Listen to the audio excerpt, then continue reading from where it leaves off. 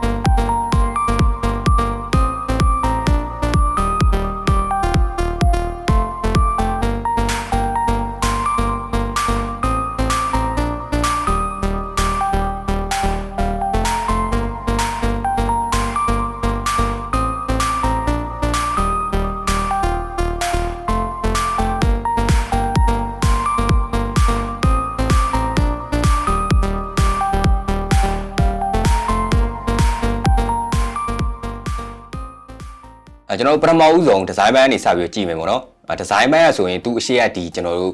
C44 နဲ့ကျွန်တော်အများကြီးကွာခြားသွားတော့မရှိပင်မဲ့ကျွန်တော်တေချာကြည့်မယ်ဆိုရင်တော့တိုးတက်လာတဲ့ပိုင်းလေးတွေရှိတယ်အထူးသဖြင့်ကျွန်တော် hinge ပေါ့နော်hinge ကကျွန်တော်ဒီအရှိရကျွန်တော် C44 လို့တော့မှဆိုရင်ဟနေတဲ့နေရာလေးရှိရပေါ့နော်ဒီကောင်လေးမှာတော့ကျွန်တော်တို့ဒီအပြင်ပိုင်းကြည့်မယ်ဆိုရင်တော့မှပဲလုံးဝကို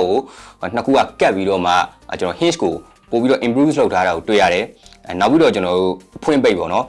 အဖွင့်ပိတ်မှာဆိုရင်လည်းသူအရှိရ model ထက်ဆိုင်ပို့ပြီးတော့ smooth ဖြစ်လာတယ်နောက်ပြီးတော့ကျွန်တော်တို့ပြန်ပိတ်တဲ့အခါမှာဆိုရင်ဒီအရှိရကျွန်တော်တို့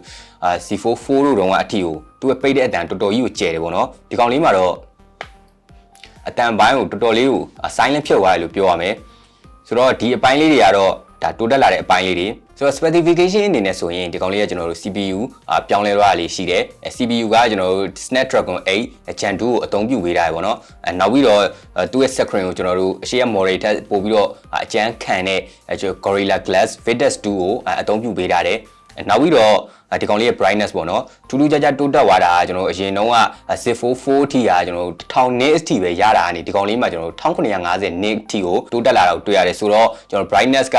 အောက်တိုးသွားတဲ့အခါမျိုးတွေမှာဆိုရင်ကျွန်တော်နေအောင်ကြီးရဲ့အလင်းထဲမှာဆိုရင်လည်းသူ့ရဲ့ screen ကိုကောင်းကောင်းလေးမြင်နေရတယ်ပေါ့နော်ဒါကတော့သူ့အရှိရကျွန်တော်တို့ဒီ C4 နဲ့တိတိတတ်တာတိုးတက်လာတဲ့အပိုင်းလေးတွေလို့ပြောရမယ်တခြားအနေနဲ့ဆိုရင်တော့ဒီကောင်လေးကသူ့အရှိရ model ဖြစ်တဲ့ဒီ C44 နဲ့ကထူးထူးခြားခြားကွာခြားသွားမျိုးမရှိဘူးအရင်တော့အတိုင်းပဲတိုးပေမဲ့ကျွန်တော်အခု first impression စမ်း3တာကြည့်ရတဲ့လောက်မှာဒီကောင်လေးရဲ့ကျွန်တော်ဖွင့်ပြီးသုံးတဲ့အနေထားမှာဆိုရင်သူ့အောက်မှာကျွန်တော် tab bar လေးပါတယ်ပေါ့နော်ဒီ tab bar လေးမှာကျွန်တော် recent app ကို၄ခုလောက်ထိထပ်တိုးပြီးတော့အသုံးပြုလို့ရတယ်ဆိုတော့ကျွန်တော် multitasking ဘိုင်းနေမှာဆိုရင်ပို့ပြီးတော့တွင်တွင်ကျဲကျဲနဲ့သုံးလို့ကောင်းပါစေရပေါ့နော် screen size အနေနဲ့ဒီကောင်လေးက 6.2 inches dynamic AMOLED 2x infinity OHD plus flash screen ကိုအသုံးပြုပေးထားတယ်ကျွန်တော် camera မှာဆိုရင်ကျွန်တော် rear camera က50 megapixel wide ရယ်12 megapixel ultra wide ရယ်10 megapixel tele 3x optical zoom ပါဝင်မယ်ပေါ့နော်နောက်ပြီးတော့ကျွန်တော်တို့ဒီ ana display တွေက front camera ဆိုရင်ကျွန်တော်4 megapixel camera ကိုအသုံးပြုပေးထားတယ်ပေါ့နော်ကျွန်တော် sensor ဘိုင်းတွေကတော့သူ့အရှိကကျွန်တော်တို့ဒီ C4 ဖုန်းနဲ့အတူတူပဲတူတူပြောင်းလဲသွားမရှိဘူးနောက်ပြီးတော့ကျွန်တော်တို့ဒီ battery charging speed တွေပြီးရင်ကျွန်တော် IPX water resistant အထိကိုကျွန်တော်ဒီအရှိက C4 ဖုန်းနဲ့တပုံစံနဲ့ပဲပေါ့နော်အလေးချိန်အနေနဲ့ဆိုရင်ဒီကောင်လေးကကျွန်တော်တို့253 gram ရှိတယ်ကျွန်တော်အရှိရဒီ C44 နဲ့ရှင်းကြည့်လိုက်မယ်ဆိုရင် C44 ကကျွန်တော်286 gram ရှိတာဆိုတော့11 gram လောက်ထိကိုတိတိတတ်တာပေါ့သွားတယ်နောက်ပြီးတော့ကျွန်တော်ဒီ C4 file လေးကိုဝယ်မယ်ဆိုရင်ကျွန်တော် IC blue ရဲ့ကျွန်တော် crane ရဲ့ phantom black ရဲ့ဆိုပြီးတော့ကျွန်တော်တို့3ရောင်ဝယ်လို့ရရှိနိုင်မယ် specification အနေနဲ့ဆိုရင်ကျွန်တော် CPU ကကျွန်တော်အရှိရပြောခဲ့သလိုပဲ Snapdragon 8 Gen 2ကိုအသုံးပြုပေးထားတယ်နောက်ပြီးတော့ကျွန်တော်တို့ RAM အနေနဲ့ဆိုရင်12GB ကျွန်တော် storage အနေနဲ့ဆိုရင် 256GB ရယ် 512GB ရယ် 1TB ရယ်ကျွန်တော်တို့ဝယ်လို့ရရှိနိုင်မယ်ကျွန်တော်အခုကတော့ဒီ C4 file နဲ့ရိုက်ထားတဲ့ camera footage လေးတွေကိုကျွန်တော်ပြတာပေးတာမယ်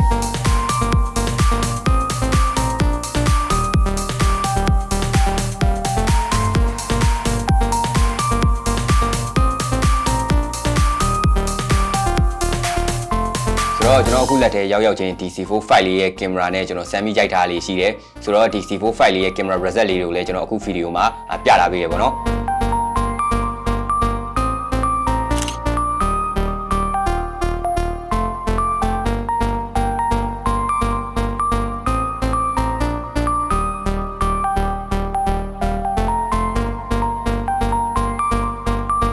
ဆိုတော့ကျွန်တော်ဒီ Samsung ရဲ့ C4 Fight လေးကိုစိတ်ဝင်စားလို့ဝယ်ယူခြင်းနဲ့ဆိုရင်ကျွန်တော်အခု Technoland ဆိုင်တိုင်းမှာ August 18 ရက်နေ့အထိ pre-order တင်လို့ရရှိနိုင်မှာပဲဖြစ်ပါတယ်